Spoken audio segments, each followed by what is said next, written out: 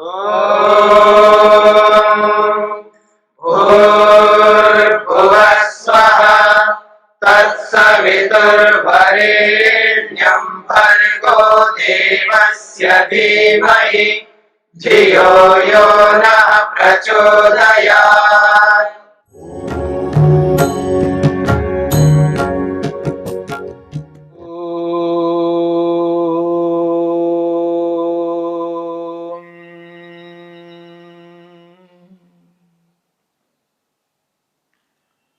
साधन पाद के चौथे सूत्र को लेकर के विचार चल रहा है। अविद्या क्षेत्रम उत्तरेशम प्रसुप्त तनु विच्छिन्नोदाराणाम। पांचों क्लेशों की चार अवस्थाएं। पहली अवस्था प्रसुप्त, जिसका अर्थ किया गया है सोए हुए क्लेश।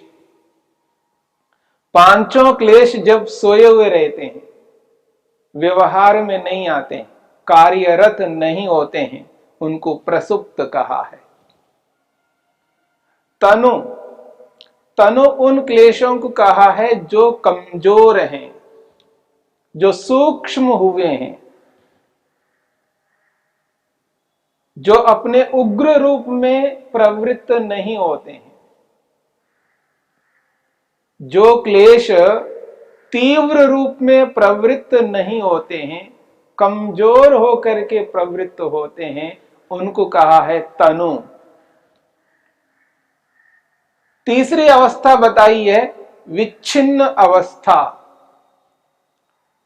महर्षि वेदव्यास ने विच्छिन्न अवस्था की जो परिभाषा की है, जो आपके सामने आ चुकी है, तथा विच्छिद्य विच्छिद्य तेन तेन आत्मना पुनः पुनः समुदाचरति इति विच्छिन्नाः। रुक रुक करके, दब दब करके,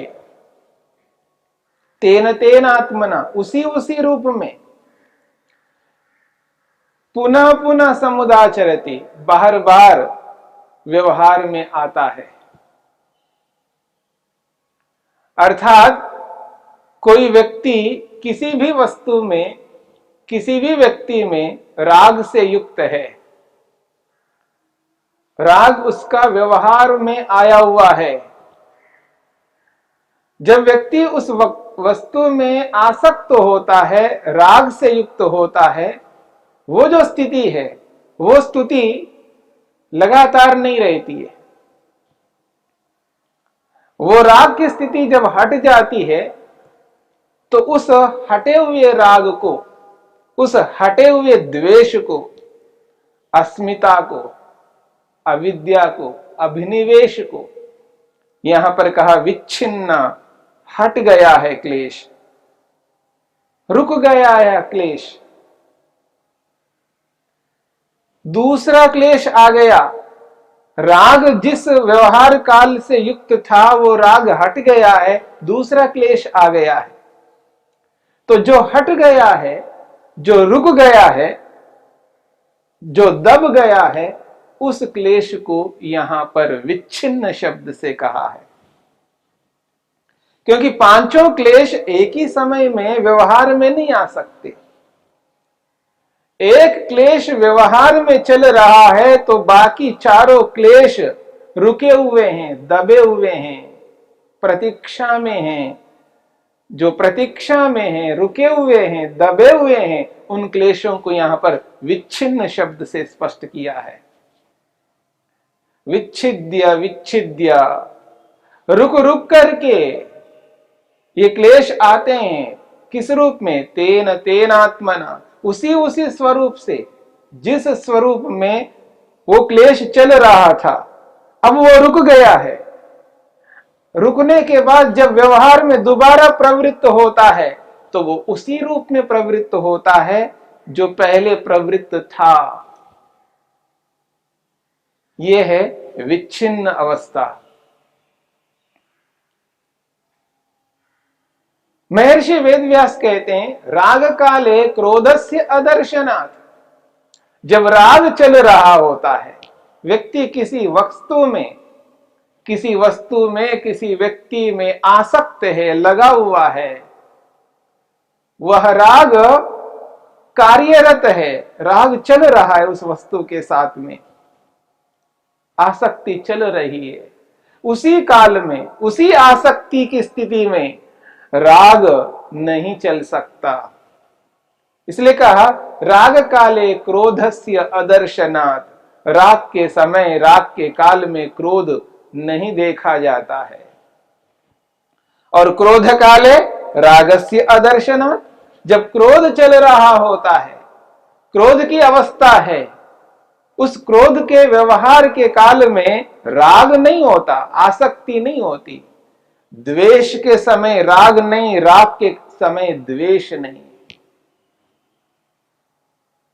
अस्मिता के समय राग नहीं है, द्वेष नहीं है, अभिनिवेश नहीं है। अविद्या के समय में अस्मिता नहीं है, राग नहीं है, द्वेष नहीं है, अभिनिवेश नहीं है। ये पांचों क्लेश बारी बारी से आते रहते हैं।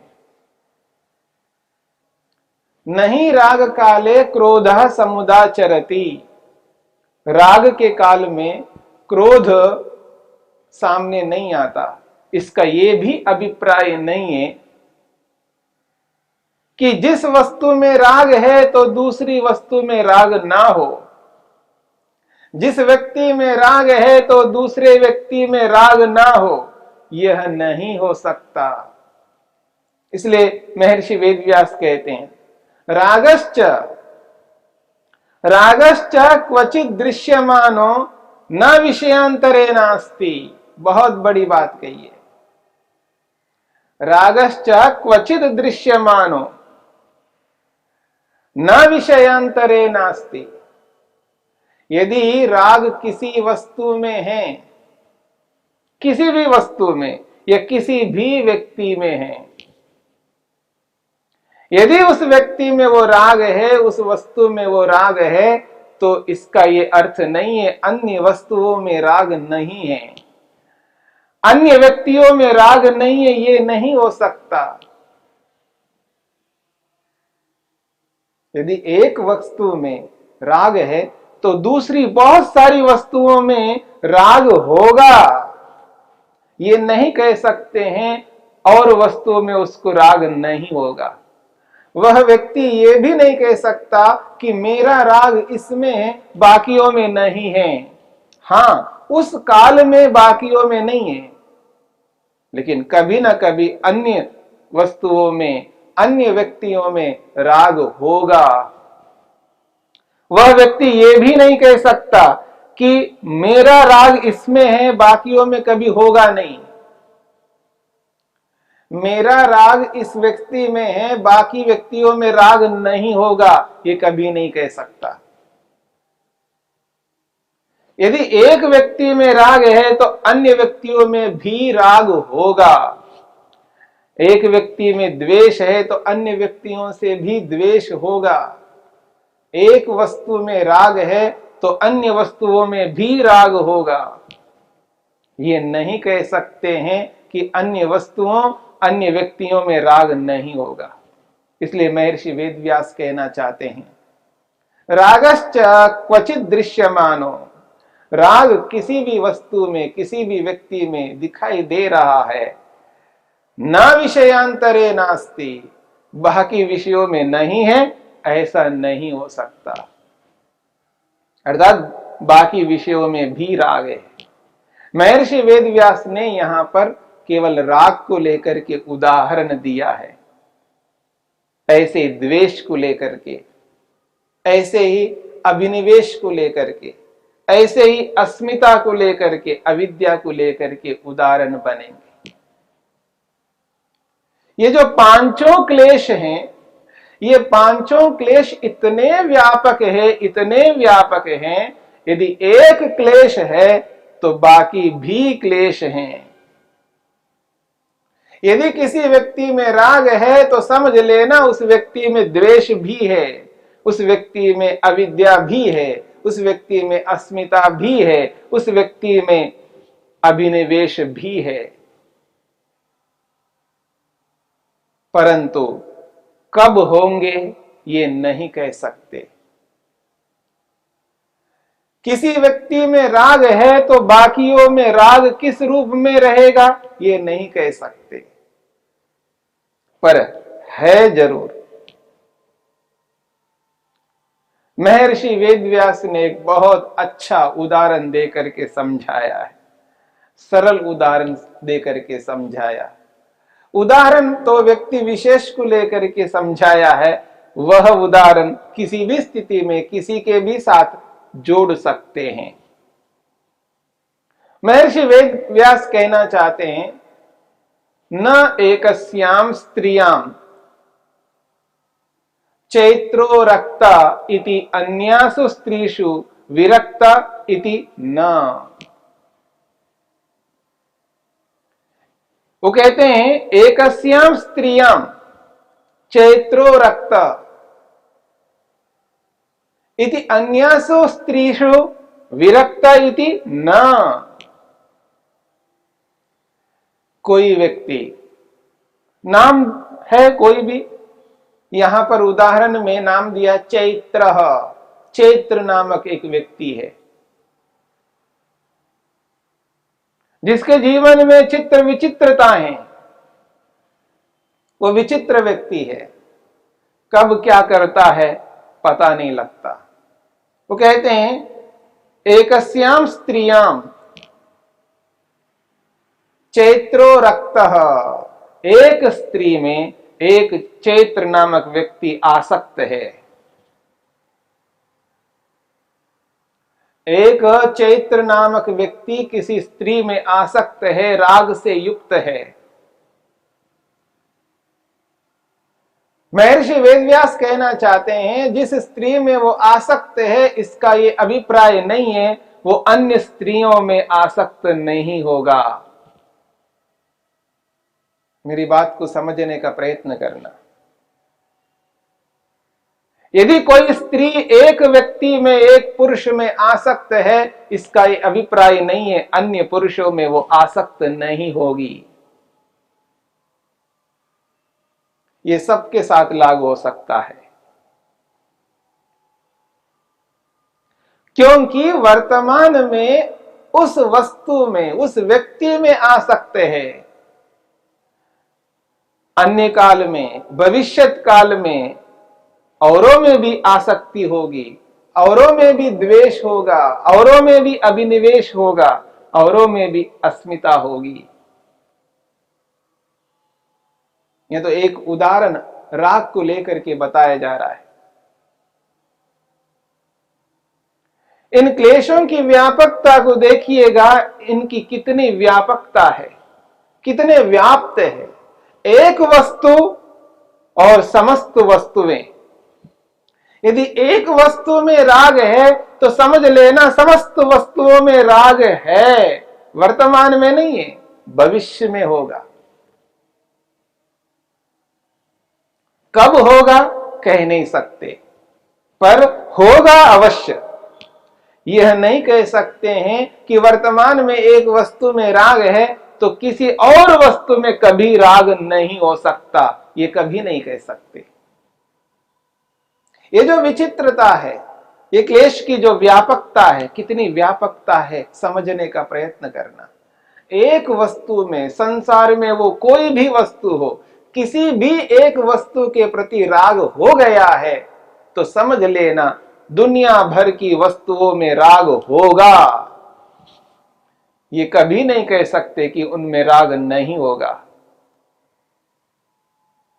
इसलिए इस बात को समझने का प्रयत्न करना, राग की व्यापकता को समझना, राग को पकड़ना है।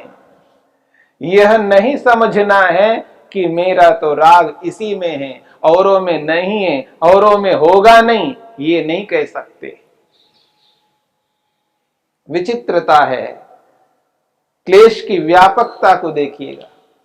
एक राग एक वस्तु में, एक व्यक्ति में है तो दुनिया भर की समस्त वस्तुओं में, दुनिया भर के समस्त व्यक्तियों में वो राग कभी ना कभी होगा। महर्षि वेदव्यास कहना चाहते हैं वो ये कहना चाहते हैं कि किंतु तत्र रागो लब्ध वृत्ति अन्यत्र तो भविष्यत वृत्ति ही।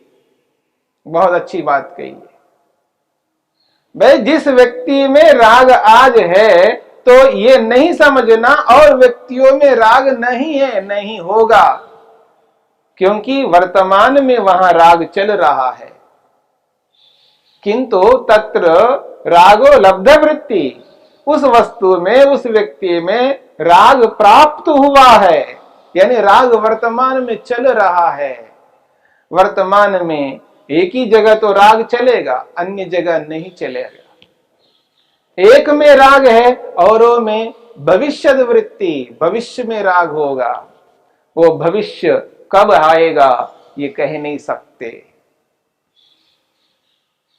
किस स्थिति में वो राग होगा, किस स्थिति में वो राग उसके मन के अंदर विद्यमान है, ऐसा नहीं है उसके मन में वो राग नहीं है।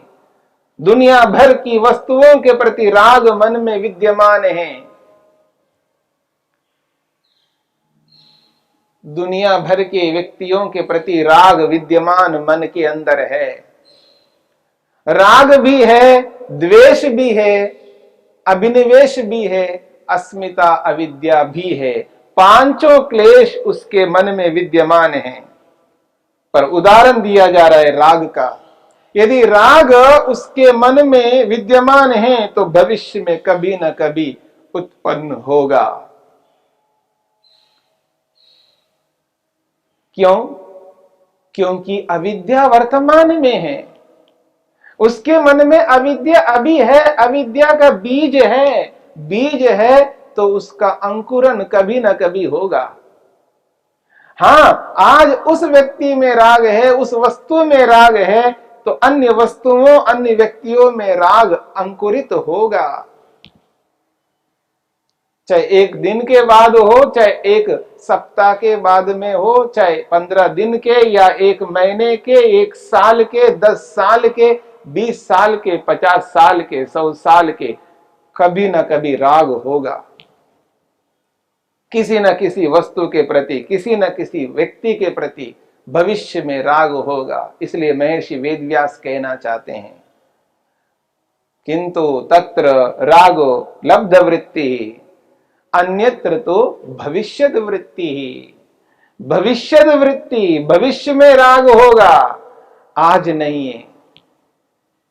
इसलिए इस राग को पकड़ना है। ये तो एक उदाहरण मात्र है राग। ऐसे सभी क्लेशों के बारे में समझना है। यह है विच्छिन्न अवस्था की स्थिति।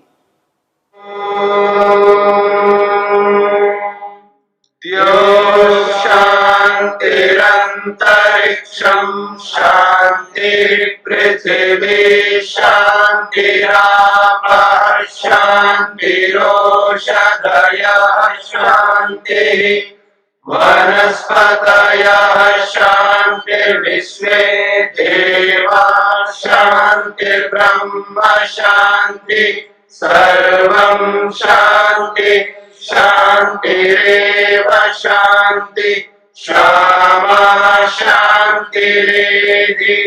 ओम शांति शांति शांति।